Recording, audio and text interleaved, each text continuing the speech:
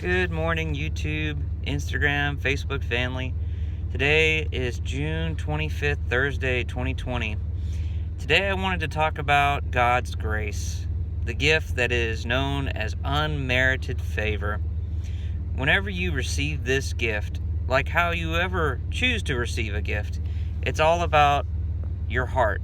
Is your heart prepared to take what's coming your way? Sometimes God will give you things that you would have never expected or even thought you deserved. But the process of receiving a gift, whether you're spiritual or not, is always about the processing of your heart. What you cherish and what you value matter. And that's key to receiving any gift, whether it's through donations, whether through time, whether it's through a person just coming to bless you with their presence.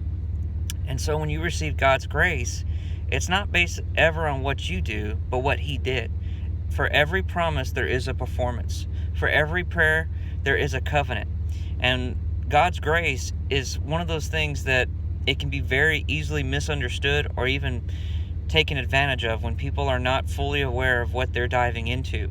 So when you receive a gift from a loved one, you're probably going to have a relationship with them. You're probably going to know them to the degree in which the gift is placed on you.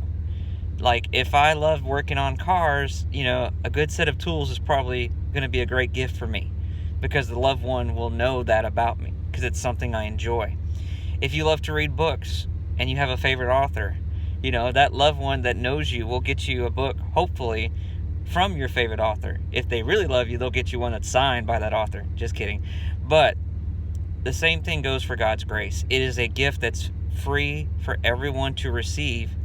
But the hardest challenge is willing to believe that you deserve it, that you can take it freely without any regards to why or how or when, but just the ability to believe. This is one thing that Jesus quotes throughout the Old Testament and New Testament, that He was more focused on people believing right versus just necessarily living every day right. You're going to make mistakes. You're going to make regrets. You can create decisions sometimes that you didn't mean to happen, but they just happen anyway.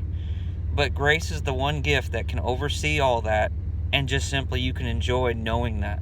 You can receive God's grace today without any sort of donation or any sort of, second string attachment to it, but rather just simply saying, I choose to receive God's grace today for me and for my loved ones, so that I can bless them with this same gift, that I can just share it freely, because God's love is always meant to be shared freely with everyone who chooses to believe. And if you're like, Ricky, hey, that spiritual thing, that's cool, but that's not me. Hey, that's fine.